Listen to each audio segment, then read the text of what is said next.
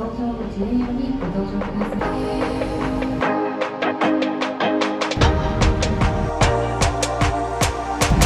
映画ベルトはもう一度お確かめください。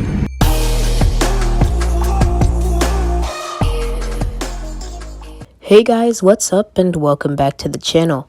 Today you found me here outside of Hiroshima Airport in Hiroshima, Japan. I'm getting ready for ANA flight 676 that's gonna take me back to Tokyo today. It's gonna be operated on a 787-8 and I'm so happy that I get a wide-body aircraft for a flight that's only an hour long. This is gonna be good.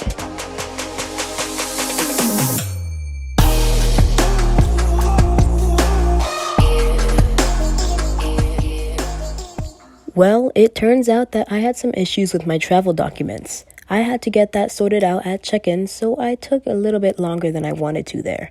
But, as you're soon gonna see, it wasn't a bad thing. Once I got through security and into the departures hall, I realized that it was super small and there was really not much to do here but plain spot. So maybe working on some extra paperwork at check-in before coming to the departures hall wasn't so bad after all. Anyway, here's my 787-8 taking me to Tokyo today, departing from Gate C at Hiroshima.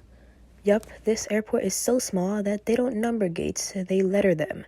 There are only 6 gates in this airport, A, B, C, D, E, F, and I can't say I wasn't just a little bit surprised by that. And yeah, there was nothing to do here except sit, chill, and wait for my flight.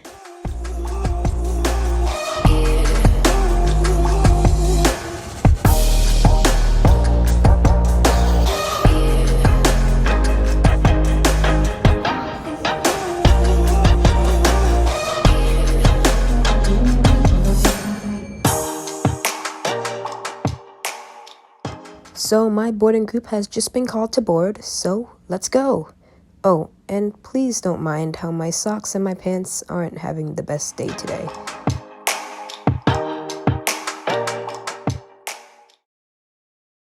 Welcome on board ANA 787-8. Today I'll be sitting in seat 30K, which has a window that's a bit misaligned, but it really wasn't that bad.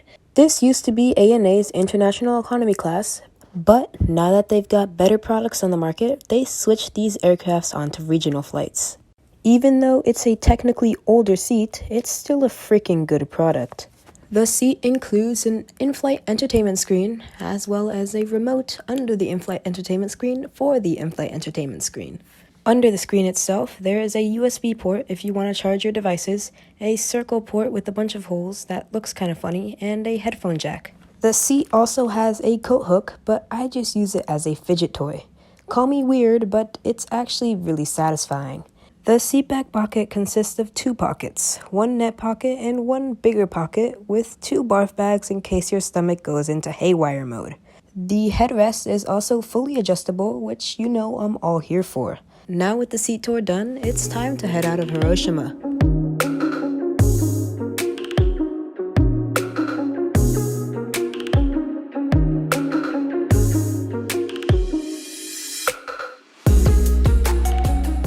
With the boarding door now shut and pushback just about to start, I've realized I've got an empty seat next to me.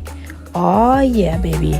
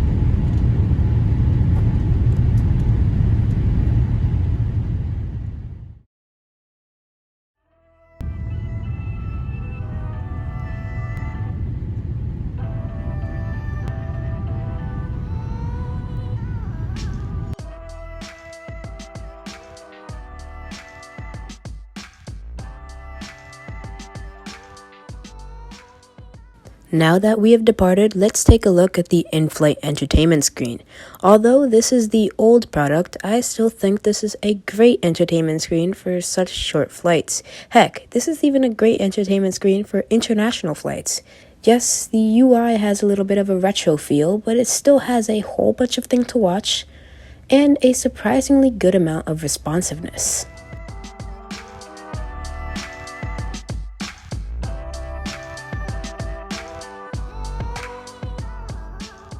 Remember when I said that the misaligned window thing wasn't that big of a deal? It's because I used the wall by the misaligned window as a headrest, and I'm not gonna lie, this was so comfortable.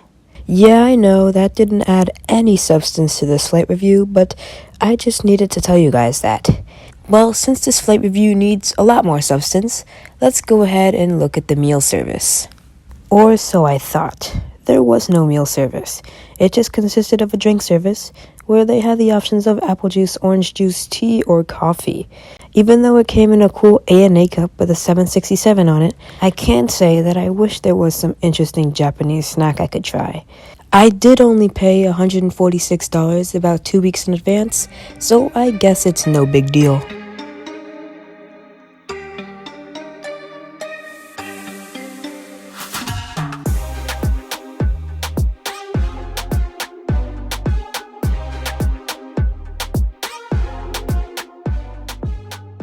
Since I just chugged down 2 whole cups of apple juice, y'all know what time it is. It's Loo review time. Welcome to the ANA 787-8 economy class bathroom.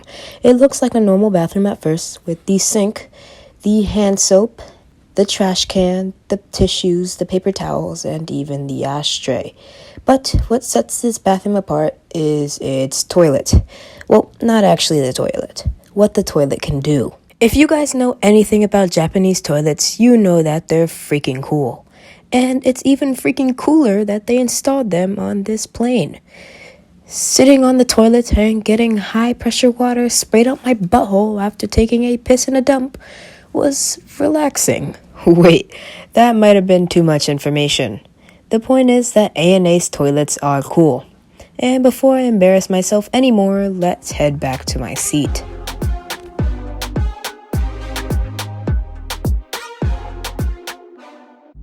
So what I didn't tell you before is that I had an aircraft swap. This flight was supposed to be operated on a 787-9, and when they saw the low passenger volume, they switched it to a smaller 787-8. On the Dash 9, I had a window seat on the left side of the plane, meaning that you would get views of Mount Fuji. When the aircraft swap happened, they also happened to change my seats. From a window seat on the left side of the plane to a window seat on the right side of the plane. That means no views of Mount Fuji, but when you're on the relief of high pressure water being sprayed up your butthole, who cares about Mount Fuji?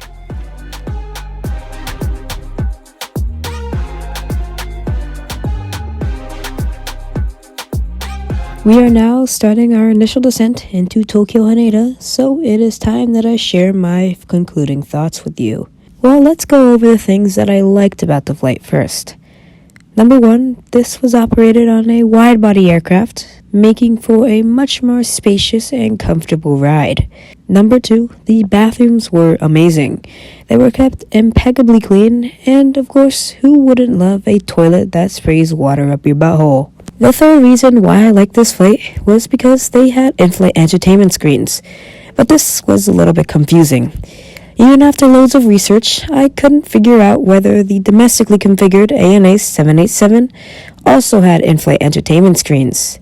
So honestly, I have no idea if only the old international product flying on domestic routes has the in-flight entertainment screens, or if all of the planes flying domestic/regional routes all have in-flight entertainment screens, no matter what configuration they're in. It's sort of confusing. And if any of you know, please tell me what the deal is with ANA's regional 787s. It'll be greatly appreciated. Even though I'm convinced that none of that made sense, let's move on to the things that I didn't really like about this flight. Number 1, that there was no meal/snack service. I feel like for a flight of this length in the United States, we would have at least gotten a bag of pretzels. But here on this flight, we didn't get anything. I mean, yeah, a bag of pretzels is a bag of pretzels, but it's still a bag of pretzels nonetheless. And I feel that, especially for about a flight of this length, about an hour, that a light snack would have been appropriate. But then again, Japanese people don't eat like us Americans do. And I'm sure, unlike many Americans, they could go a whole hour without a snack. So I guess that's sort of an American-minded problem. Well, that was the only sort of kind of complaint I had about this flight. Except for the fact that maybe I wasn't in business class. No, I'm joking. But really, I thought this flight was more than appropriate, given I only paid $146 2 weeks in advance. And all I can say is that ANA 787-8 economy class on the old international product ain't that bad. It's actually pretty good. Well, I hope you guys enjoyed this video. If you did, please leave a comment down below.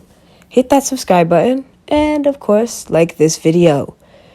I'll catch you guys in the next one.